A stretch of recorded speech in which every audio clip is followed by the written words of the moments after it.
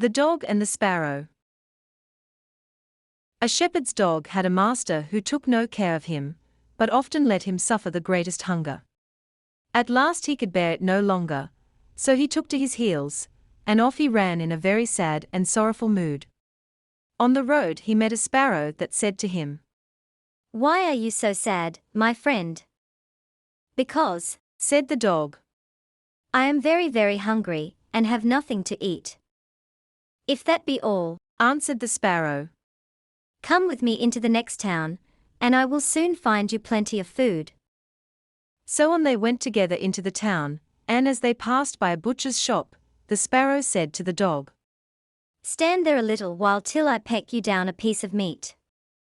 So the sparrow perched upon the shelf, and having first looked carefully about her to see if anyone was watching her, she pecked and scratched at a steak that lay upon the edge of the shelf, till at last down it fell. Then the dog snapped it up, and scrambled away with it into a corner, where he soon ate it all up. "Well," said the sparrow, "you shall have some more if you will, so come with me to the next shop, and I will peck you down another steak." When the dog had eaten this too, the sparrow said to him, "Well, my good friend, have you had enough now?" "I have had plenty of meat," answered he, "but I should like to have a piece of bread to eat after it." "Come with me then," said the sparrow, "and you shall soon have that too." So she took him to a baker's shop, and pecked at 2 rolls that lay in the window, till they fell down, and as the dog still wished for more, she took him to another shop and pecked down some more for him. When that was eaten, the sparrow asked him whether he had had enough now. "Yes," said he, "and now let us take a walk a little way out of the town." So they both went out upon the high road, but as the weather was warm, they had not gone far before the dog said, "I am very much tired, I should like to take a nap." "Very well," answered the sparrow, "do so, and in the meantime I will perch upon that bush." So the dog stretched himself out on the road, and fell fast asleep. Whilst he slept, there came by a carter with a cart drawn by 3 horses, and loaded with 2 casks of wine. The sparrow, seeing that the carter did not turn out of the way, but would go on in the track in which the dog lay, so as to drive over him, called out, "Stop! Stop! Mr. Carter, or it shall be the worse for you." But the carter, grumbling to himself, "You make it the worse for me, indeed. What can you do?" cracked his whip, and drove his cart over the poor dog, so that the wheels crushed him to death. "There," cried the sparrow, "thou cruel villain, thou hast killed my friend the dog. Now mind what I say. This deed of thine shall cost thee all thou art worth. Do your worst, and welcome," said the brute, "what harm can you do me?" and passed on. But the sparrow crept under the tilt of the cart, and pecked at the bung of one of the casks till she loosened it, and then all the wine ran out, without the carter seeing it. At last he looked round, and saw that the cart was dripping, and the cask quite empty. "What an unlucky wretch I am!" cried he. "Not wretch enough yet," said the sparrow, as she alighted upon the head of one of the horses, and pecked at him till he reared up and kicked. When the carter saw this, he drew out his hatchet and aimed a blow at the sparrow, meaning to kill her, but she flew away, and the blow fell upon the poor horse's head with such force, that he fell down dead. "Unlucky wretch that I am!" cried he. "Not wretch enough yet," said the sparrow. And as the carter went on with the other 2 horses, she again crept under the tilt of the cart, and pecked out the bung of the second cask, so that all the wine ran out. When the carter saw this, he again cried out, "Miserable wretch that I am!" But the sparrow answered, "Not wretch enough yet," and perched on the head of the second horse, and pecked at him too.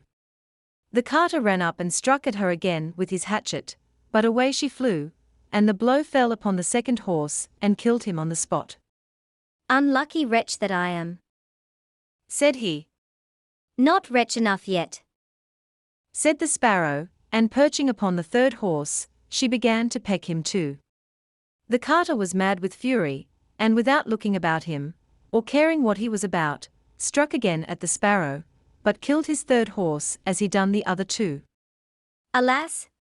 Miserable wretch that I am! Cried he. Not wretch enough yet, Answered the sparrow, as she flew away. now will I plague and punish thee at thy own house. The carter was forced at last to leave his cart behind him, and to go home overflowing with rage and vexation. Alas! Said he to his wife, What a luck has befallen me! My wine is all spilt, and my horses all three dead.